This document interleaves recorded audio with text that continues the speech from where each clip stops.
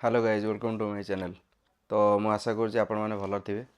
ତ ବହୁତ ଦିନ ହେଲା ଭାବୁଥିଲି ବ୍ଲଗ୍ କରିବି ବୋଲି, କିନ୍ତୁ ମୋତେ ଯେହେତୁ ଟାଇମ୍ ହେଉନଥିଲା, ବହୁ ବ୍ୟସ୍ତ ଭିତରେ ଥିଲି, ତ ମୁଁ ଭାବିଲି ଆଜି ମୋର କିଛି ଜିନିଷ ସେୟାର କରିବି ବୋଲି। ତ ସେଥିପାଇଁ ଏ ଭିଡ଼ିଓଟା ବନେଇଛି। ଆପଣଙ୍କୁ ଯଦି ଭଲ ଲାଗିବ ଭିଡ଼ିଓଟା, ଆପଣ ଏ ଭିଡ଼ିଓ ଟିକେ ଲାଇକ୍ ସେୟାର ସବସ୍କ୍ରାଇବ୍ କରିବେ ମୋ ଚ୍ୟାନେଲକୁ। ମୋତେ ମୋଟିଭେଟ୍ ଲାଗିବ ଭିଡ଼ିଓ ବନେଇବା ପାଇଁ, ଅଧିକ ସବସ୍କ୍ରାଇବର ବି ବଢ଼ିବେ। ତ ମୁଁ ମୋଟିଭେଟ୍ ହେବି, ମୋର ଡେଲି ବ୍ଲଗ୍ ଆପଣମାନେ ଦେଖିବେ। ଯେହେତୁ ମୋତେ ଟାଇମ୍ ମିଳୁନି, ତ ଟାଇମ୍ ବାହାର କରି ମୁଁ ଅଫିସରୁ ଆସିଲା ପରେ ଟାଇମ୍ ବାହାର କରି ଟ୍ରାଏ କରିବି କରିବା ପାଇଁ କିଛି ବ୍ଲଗ୍। ତ ଆଜି ଡିସ୍କସନ୍ କରିବା ମୁଁ କାହିଁ ରିଜାଇନ୍ ଦେଲି ମୋର ପ୍ରିଭିୟସ୍ ଯେଉଁ ବି କମ୍ପାନୀ ଥିଲା। ତ ମୁଁ ୱାର୍କ ଫ୍ରମ୍ କରୁଥିଲି ଫାଷ୍ଟ କମ୍ପାନୀରେ।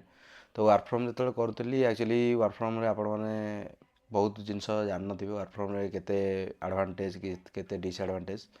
ତ ମୋର ହେଲା କ'ଣ କି, ମୁଁ ଯେତେବେଳେ ୱାର୍କ ଫ୍ରମ୍ କରୁଥିଲି, ତ ୱାର୍କ ଫ୍ରମ୍ ମୋର ଥିଲା, ଏବେ ବି ପରମାନେଣ୍ଟରେ ଯାଏ ୱାର୍କ ଫ୍ରମ୍ ଚାଲିଛି ସେ କମ୍ପାନୀରେ। କିନ୍ତୁ ମୁଁ ଛାଡ଼ିବାର ରିଜିନ୍ କ'ଣ?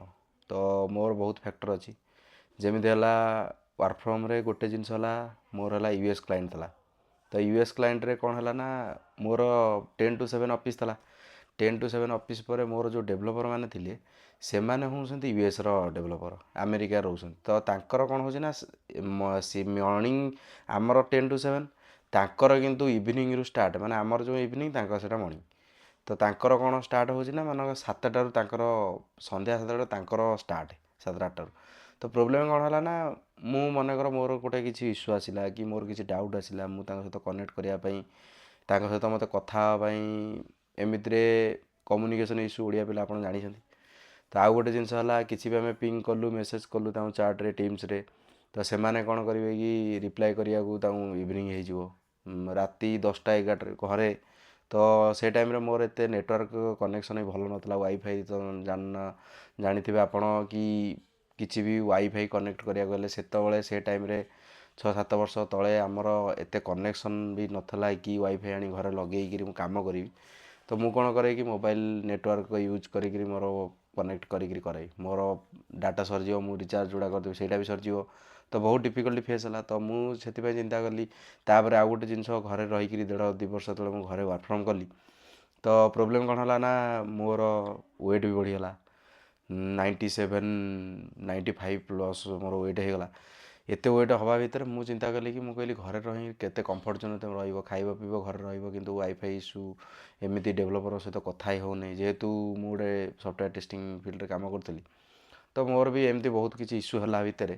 ତ ମୁଁ ଟ୍ରାଏ କଲି, ମୁଁ କହିଲି ନାଇଁ ଆଉ ହେବନି। ମୋ 2ଟା କ୍ଲୋଜ୍ ଫ୍ରେଣ୍ଡ ଅଛନ୍ତି, ତାଙ୍କ ସହିତ ମୁଁ କଥା ହେଲି। ତ ତାଙ୍କ ସହିତ କଥା ହେବା ଭିତରେ ମୁଁ କହିଲି ଆଉ କ'ଣ କରିବା, ଏମିତି ତ ହେଉଛି, ଅସୁବିଧା ହେଉଛି, କ'ଣ କରିବା। ସିଏ ମୋତେ ସଜେଷ୍ଟ କଲେ, ତୁ ଗୋଟେ କାମ କର, ଇଣ୍ଟରଭ୍ୟୁ ଦେବା ଷ୍ଟାର୍ଟ କର। ମୁଁ ଇଣ୍ଟରଭ୍ୟୁ ଦେବା ଷ୍ଟାର୍ଟ କଲି। ଇଣ୍ଟରଭ୍ୟୁ ଦେବା ଷ୍ଟାର୍ଟ କରିବା ଭିତରେ ମୁଁ କ'ଣ କଲି, 2-4ଟା ଇଣ୍ଟରଭ୍ୟୁ ଦେଲା ପରେ କିଛି ଡିଫିକଲ୍ଟି ଫେସ୍ କଲି। ଫେସ୍ କଲା ପରେ ମୋର ଯାହା ହଉ 3-4ଟା ପରେ ମୋର ଗୋଟେ 2ଟା ଅଫର୍ ବାଜିଗଲା। ଗୋଟେ 2ଟା ଅଫର୍ ଯେତେବେଳେ ବାଜିଲା, ମୁଁ ଗୋଟେ ଅଫର୍ ପାଇଲି। ବେଶୀ ପଇସା ବି ନଥିଲା। ମୋ ଭାଇ ଜଣେ ଅଛନ୍ତି, ମୁଁ ତାଙ୍କୁ ଫୋନ୍ କଲି, ଭାଇ ଏଇ କଥା କ'ଣ କରିବା। ଭାଇ ମୋତେ କହିଲେ କି, ନା ନା ତୁ ଯଦି ବି ଠିକ୍ ଠାକ୍ ହେଉଛି, କାହିଁ ୱାର୍କ ଫ୍ରମ୍ କରିବୁ, ତୁ ଅଫିସ୍ ଗଲେ, ମାନେ ଅଫିସ୍ କଲଚରକୁ ଗଲେ ବି ଶିଖିବୁ, ବହୁତ ଜିନିଷ ଜାଣିବୁ, କେମିତି ଅଫିସରେ କ'ଣ ହେଉଛି।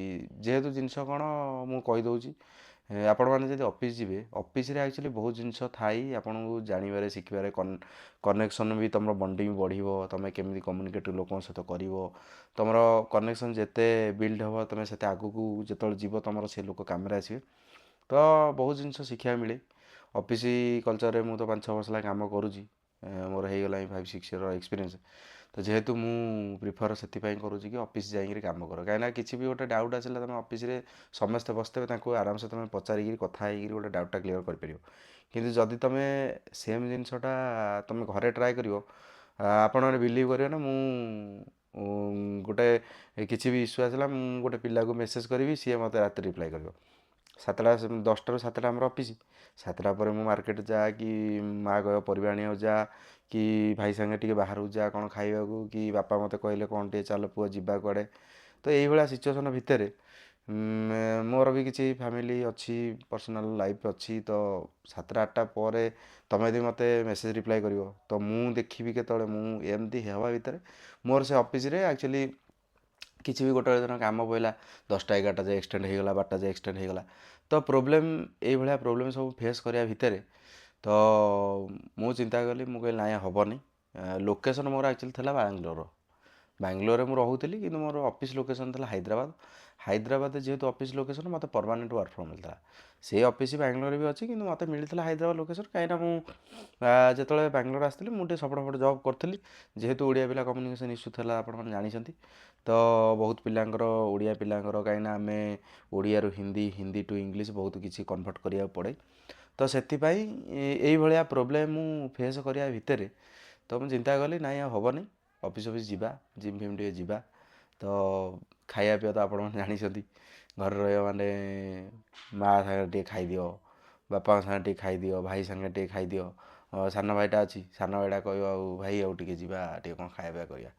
ଘର ପାଖରେ ଦୋକାନ ଫୋକାନ ଅଛି ଫାଷ୍ଟଫୁଡ଼୍ ଯଦି ତୁମେ ଖାଇଦେଲ, ଆପଣମାନେ ଜାଣିଛନ୍ତି ଫାଷ୍ଟଫୁଡ଼୍ ଖାଇବା ମାନେ ୱେଟ୍ ତ ବଢ଼ିବ। ତ ଏଇଭଳିଆ ସିଚୁଏସନ୍ ଭିତରେ କ'ଣ ଆଉ କହିବେ, ଆପଣମାନେ ତ ଜାଣିଛନ୍ତି ଘରେ ରହିଲେ ଟିକେ ଖାଇବା ପିଇବା ହଇ। ତ ଆମେ ଟିକେ ଖାଇବା ପିଇବା ଘରର ଛୁଆ, ତ ସେଥିପାଇଁ ଆମେ ଚିନ୍ତା କଲୁ କି ନାଇଁ ଆଉ ହେବନି, ଯିବା ଅଫିସ୍ ଟିକେ କରିବା। ଆଉ କେତେ କମ୍ଫର୍ଟ ଜୋନ୍ରେ ତୁମେ ରହିବ ଖାଇ ପିଇକିରି, କେତେ ମାଆ ବାପାଙ୍କ ସହିତ ଭାଇ ସହିତ ଟାଇମ୍ ସ୍ପେଣ୍ଡ କରିବ।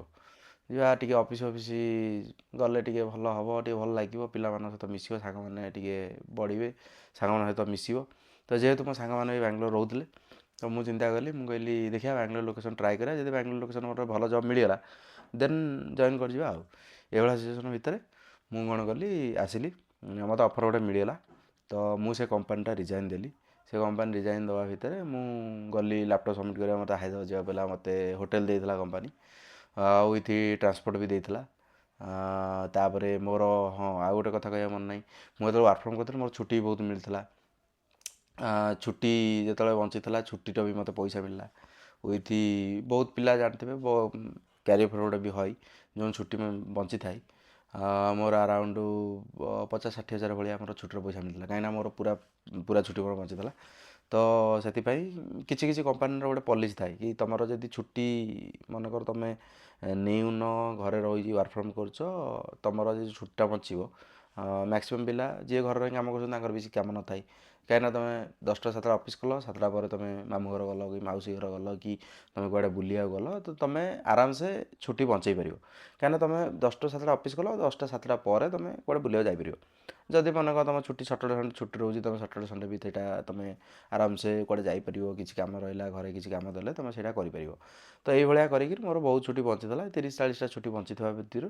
ତ ସେତେବେଳେ ମୋର ବି ଦରମା ସାଲାରୀ ମୋର ଏତେ ନଥିଲା, ତ ସେଇ ହିସାବରେ ମୁଁ ଯେହେତୁ ଏତେ ସାଲାରୀ ନଥିଲା, ତ ମୋର ଯେତିକି ବି ବଞ୍ଚିଥିଲା, ମୋର ଯେତିକିଟା ଛୁଟି ବଞ୍ଚିଥିଲା ସେ ହିସାବରେ ମୋର ସେତିକି ପଇସା ମିଳିଥିଲା। ଆଉ ତ ଏଇଭଳିଆ କଥା। ତ ମୁଁ ସେଥିପାଇଁ ସେ କମ୍ପାନୀଟା ରିଜାଇନ୍ ଦେଲି। ତ ରିଜାଇନ୍ ଦେବାର ରିଜିନ୍ ହେଲା ଏଇଆ, ଆପଣମାନଙ୍କୁ ମୁଁ ଏବେ ସେୟାର କଲି। ତ ଏ କଥାଟା ଆକ୍ଚୁଆଲି ମୁଁ ବହୁତ ଦିନ ହେଲା ଭାବୁଥିଲି। ମୁଁ କହିଲି ମୋ ଚ୍ୟାନେଲ୍ରେ, ଯେହେତୁ ମୁଁ ଗୋଟେ ଚ୍ୟାନେଲ୍ ଖୋଲିଛି, ତ ମୁଁ ଚ୍ୟାନେଲ୍ରେ କିଛି ପକେଇବି ମୋର personal story, life story, personal life କ'ଣ କେମିତି ମୁଁ ଜବ୍ ପାଇଲି, କ'ଣ କଲି, ମୁଁ ଆଗକୁ ଆପଣମାନଙ୍କୁ ଭିଡ଼ିଓ ଆଣିକି ଆସିବି। ତ ଏଇଭଳିଆ ଜିନିଷ ଥିଲା। ମୁଁ ମୋର ଫାର୍ଷ୍ଟ କମ୍ପାନୀ ଯେଉଁ ଥିଲା, ମୁଁ ଫାର୍ଷ୍ଟ କମ୍ପାନୀ, ସେଥିପାଇଁ ମୁଁ ରିଜାଇନ୍ ଦେଲି। ମୁଁ ଗଲି ହାଇଦ୍ରାବାଦ ସବମିଟ୍ କଲି, ଫଟୋ ଉଠେଇଲି, ମୁଁ ଆପଣମାନଙ୍କୁ ଫଟୋ ବି ସେୟାର କରିବି। ତ ଏଇଭଳିଆ ସିଚୁଏସନ୍ ଭିତରେ ମୁଁ ଫାର୍ଷ୍ଟ କମ୍ପାନୀଟା ଛାଡ଼ିଲି। ମନ ଟିକେ ଦୁଃଖ ହେଲା, ଯେହେତୁ ୱାର୍କ ଫ୍ରମ୍ ହୋମ୍, ଘରେ ମାଆ ବାପା ତ ଚାହାନ୍ତି ଘରେ ପୁଅ ପାଖରେ ରହୁ, ପାଠ ଏଇଠି ଘରେ ପାଖରେ ପାଠ ପଢ଼ିଛି, ଯେହେତୁ ଘର ପାଖରେ ଘରେ ରହି କାମ କରୁ।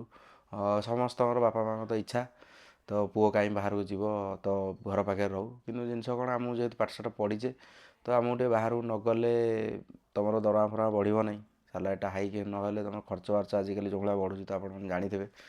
ତ ସେଥିପାଇଁ ମୁଁ ଫାର୍ଷ୍ଟ କମ୍ପାନୀଟା ମୁଁ ଛାଡ଼ିଲି। ତ ମୁଁ ଆପଣଙ୍କୁ ଏ ଭିଡ଼ିଓରେ ମୋ ଫଟୋ କିଛି ପକେଇକିରି ଭିଡ଼ିଓଟା ଦେଖେଇବି ଆପଣଙ୍କୁ। ମୋ ଫାର୍ଷ୍ଟ କମ୍ପାନୀ କେମିତି କ'ଣ ଛାଡ଼ିଲି, ମୋ ଲାଷ୍ଟରେ ୱାର୍କିଂ ଡେର ଫଟୋ ବି ନେଇଥିଲି, ଆଇ ଡ଼ି କାର୍ଡ଼ର ଫଟୋ ବି ଉଠେଇଥିଲି। ତ ମୁଁ ଆପଣମାନଙ୍କୁ ଏ ଭିଡ଼ିଓ ମାଧ୍ୟମରେ ମୁଁ ଆପଣମାନଙ୍କୁ ଦେଖେଇବି। ଯଦି ଆପଣମାନଙ୍କୁ ଏ ଭିଡ଼ିଓଟା ମୋତେ ଭଲ ଲାଗିଲା, ଆପଣ ଲାଇକ୍, ସେୟାର, ସବସ୍କ୍ରାଇବ୍ କରିବେ ମୋ ଚ୍ୟାନେଲ୍କୁ। ତ ମୋତେ ମୋଟିଭେଟ୍ ଲାଗିବ ଭିଡ଼ିଓ ବନାଇବାକୁ। Thank you all.